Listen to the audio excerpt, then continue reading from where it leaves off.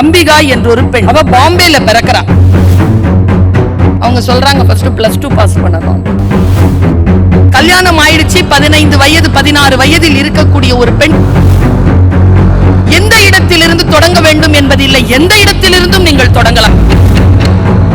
என்னாலேயே முடிகிறது என்றால் உங்களால் ஏன் முடியாது? நீ கற்ற கல்வி சிறிதாக இருந்தாலும் அதை பயன்படுத்து என்பார். எதுவும் இல்லாத உனக்கு எப்படி விடுதலை கிடைக்கும்? இங்க இருக்கிற யாருமே நினைச்சிடாதீங்க நான் படிச்சதுனால எனக்கு என்ன யூஸ்னு. எப்போ யூஸ் ஆகும்னு தெரியாது உங்களுக்கு.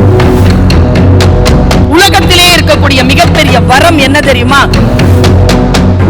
உலகத்திலே இருக்கக்கூடிய ஆகப்பெரிய சாபம் என்ன தெரியுமா?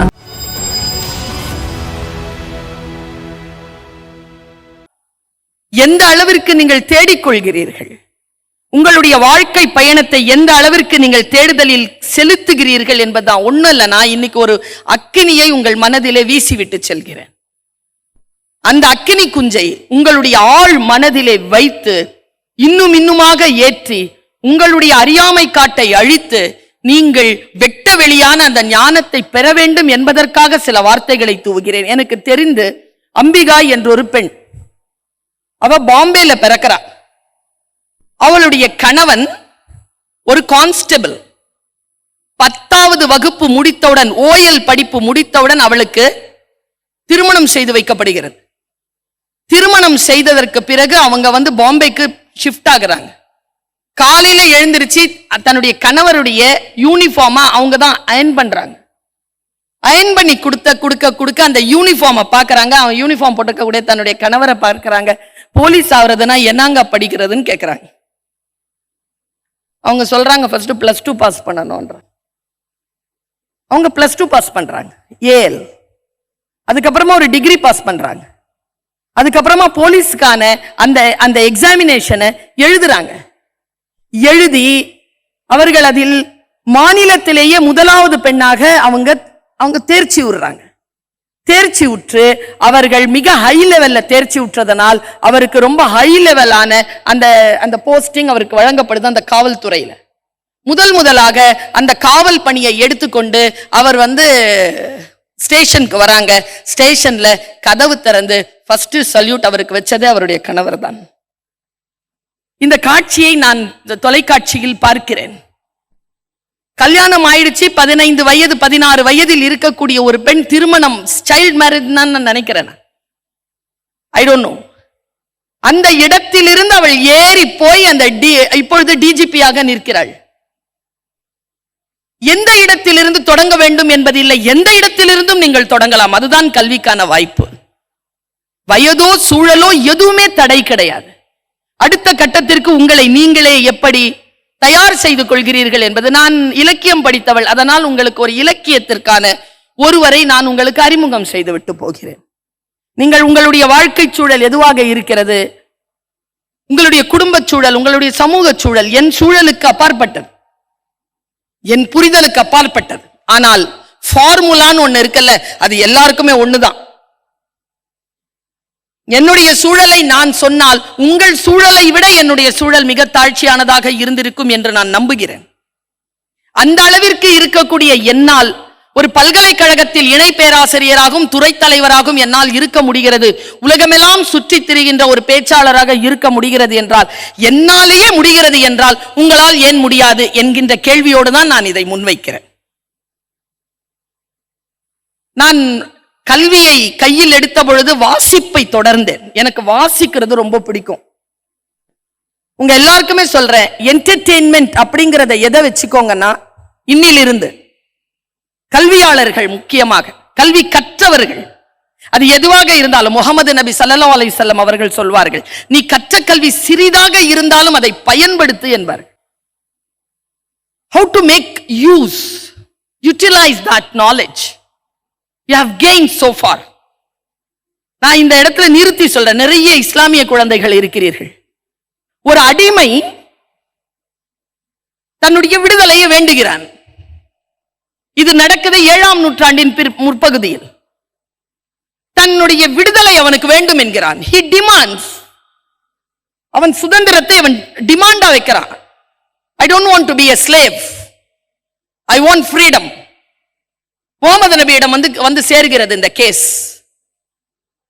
அவர் கேட்கிறார், சரி, உன்னை நாங்கள் அடிமையாக வைத்திருக்கிறோம், உன்னை போரிலே நாங்கள் சம்பாதித்திருக்கிறோம், நாங்கள் சம்பாதித்த உடனே நம்ம ஃப்ரீயா விட்டுற முடியாது.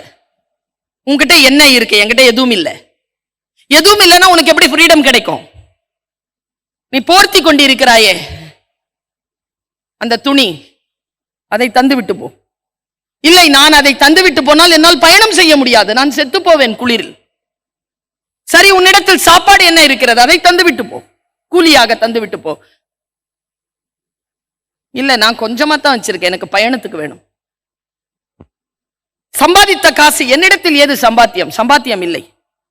எதுவும் இல்லாத உனக்கு எப்படி விடுதலை கிடைக்கும்? அப்புறம் கொஞ்சம் யோசிச்சு முகமது நபி சொன்னாராம், இதுதான் விஷயமே.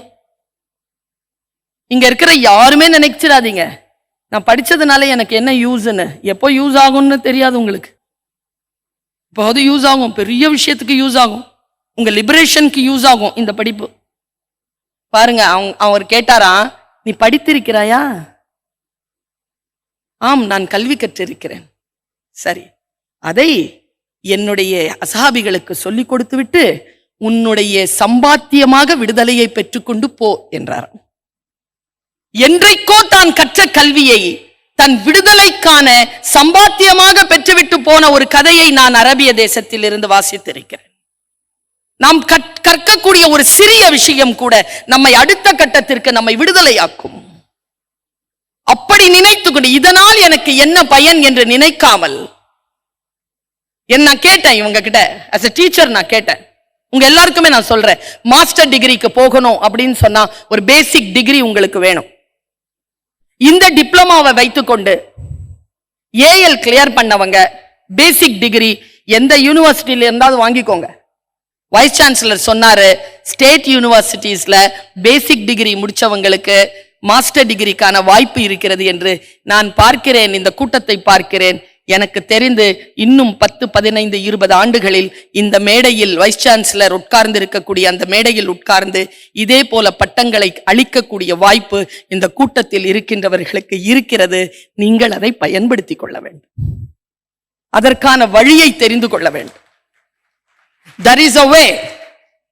நீங்கள் எந்த நிலைக்கு உயர வேண்டும் என்றாலும், எந்த நிலைப்பாட்டிற்கு நீங்கள் செல்ல வேண்டும் என்றாலும் எல்லாவற்றிற்கும் ஒரு வாய்ப்பு இருக்கிறது. என்ன வாய்ப்பு என்றால், you have to say no to such things. சில விஷயங்களுக்கு நீங்கள் நோ சொல்ல வேண்டும். எந்த விஷயங்களுக்கு நீங்கள் நோ சொல்ல போகிறீர்கள்? நான் இலக்கியம் படித்தவள், இலக்கியத்திலிருந்து ஒரு விஷயத்தை சொல்றேன், 2 விஷயத்தை சொல்றேன். மனதில், ஆழ் மனதிலே உங்களுடைய சப்கான்சியஸ் லெவல்ல இதை எழுதி வச்சுக்கோங்க. உலகத்திலே இருக்கக்கூடிய மிகப்பெரிய வரம் என்ன தெரியுமா? அந்த அடிமைக்கு கிடைத்த வரம். விடுதலை அடைகின்ற பொழுது, எதுவும் இல்லாத பொழுது கல்வியை அவன் பயன்படுத்தி கொண்டான். உலகத்திலே இருக்கக்கூடிய ஆகப்பெரிய சாபம் என்ன தெரியுமா? மகாபாரதத்தில் கர்ணனுக்கு கிடைத்தது. முக்கியமான கட்டத்தில் உன் உயிர் போய்விடும், உன் வாழ்க்கைக்கான மிக முக்கியமான கட்டத்தில் நீ கற்றது மறந்து போகும் என்பதுதான். கற்றது மறந்து போகும் என்பதுதான் ஆகப்பெரிய சாபம். வாழ்க்கையில் என்னாலும் கற்றது நினைவில் வைத்துக் கொள்வதுதான் ஆகப்பெரிய வரம். நீங்க எப்படி இந்த டிப்ளமா வாங்குனீங்கன்னு எனக்கு தெரியாது. என்னுடைய கிளாஸ்ல இது வரைக்கும் 25 இயர்ஸ்ல ஒரு கேண்டிடேட் கூட ஃபெயில் ஆனது கிடையாது. என் வகுப்புல பாடம் நான் நடத்தி ஒரு குழந்தை கூட ஃபெயில் ஆகி போனது கிடையாது டிகிரி இல்லாம. அதுதான் ஒரு டீச்சருக்கு கிடைத்திருக்கக்கூடிய மிகப்பெரிய ரெம்யூனரேஷனா நான் கருதுகிறேன். இங்கே இருக்கக்கூடிய பேராசிரியர்களின் திருக்கரங்களால் நீங்கள் டிப்ளமாவை பெறக்கூடிய வாய்ப்பை மெல்வின் அவர்கள் ஏற்படுத்தி தந்தார்கள். டீச்சர்ஸ் இங்கே உங்களுக்கு என்ன சொல்லி தந்திருக்கிறார்கள் என்பது உங்களுடைய வாழ்க்கையில் நீங்கள் எதுவாக வரப்போகிறீர்கள் என்பதை வைத்துத்தான் இந்த வரலாறு குறித்து கொள்ளப்படும். ராமாயணத்துல 4 அண்ணன் தம்பிங்க இருக்காங்க. 4 பேர். யாருக்கா பேர் தெரியுமா? சொல்லுங்க. ராமாயணத்துல 4 அண்ணன் தம்பிங்க பேரு: ராமன், லக்ஷ்மணன், பரதன், ஆ, சத்ருக்னன். சத்ருகன்னு சொல்லுவாங்க எல்லாரும். ஏன்னா அவ்வளவு ஃபேமஸ் கிடையாது அவர். நான் இது எங்கேயாவது பரவாயில்ல sir, kudos to the teachers. 4 அண்ணன் தம்பிங்க பேரையாவது சொன்னாங்க. இந்த கடைசி பேர் வரவே வராது. நிறைய பேர் மகாபாரதத்திலிருந்து நகுலன் சகாதேவன் சொல்லுவாங்க. இங்க ரொம்ப பரவாயில்ல, கொஞ்சம் பேர் கம்முன்னு இருந்துட்டாங்க. சில பேர் சொன்னீங்க. கம்முன்னு இருக்கிறவங்களுடைய வாயில ஒருவேளை சகாதேவன் வந்திருக்கலாம், இல்லைன்னா நகுலன் கூட வந்திருக்கலாம். ரொம்ப ஃபேமஸ் இல்லை சத்ருக்னன். நான் அந்த ஃபேமஸ் இல்லாத ஒரு பையனை பத்தி நான் சொல்றேன். நம்ம எல்லாருமே ரொம்ப ஹீரோஸை பார்க்கிறோம்ல, யாரெல்லாம் நமக்கு வழிகாட்டுகின்றவர்கள். எனக்கு தெரிஞ்சு இன்னைக்கு உங்க வாழ்க்கையில வழிகாட்டுறவங்களை நான் எடுத்துட்டு போறேன். ஜர்ட் மெல்வின், சின்ன வயசு, அவன் ஒரு வார்த்தை சொன்னார் என் பக்கத்துல உட்காந்துட்டு. அவர் பர்மிஷனோட அதை சொல்றேன். மேடம், எனக்கு பெரிய ட்ரீம் இருக்கு மேடம். காசு பண்ண சம்பாதிக்கணுங்கிற ட்ரீம் இல்லை, இந்த நிறுவனத்தை ஒரு யூனிவர்சிட்டியா மாத்தணும் மேடம்.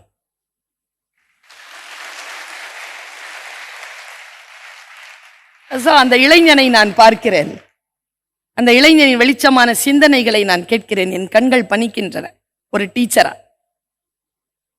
நமக்கு முன்னால் இருக்கக்கூடிய குழந்தை, நமக்கு முன்னால் இருக்கக்கூடிய இளைஞன், நான் இப்படி வர வேண்டும் மேடம் என்று சொல்லிவிட்டு வெறும் வார்த்தைகளில் போகாமல் அவன் ஒரு வார்த்தை சொன்னார்.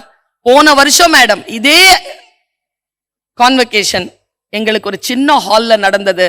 எனக்கு பெரிய கனவு, இந்த பெரிய ஹால்ல அதை நடத்தணும்னு. இந்த வருஷம் அந்த என்னுடைய ட்ரீமை நான் சரியாக்கிட்டேன் மேடம். இவ்வளவு பெரிய ஹால்ல அதை நான் வச்சிருக்கேன் அப்படின்னு அவர் சொன்னார்.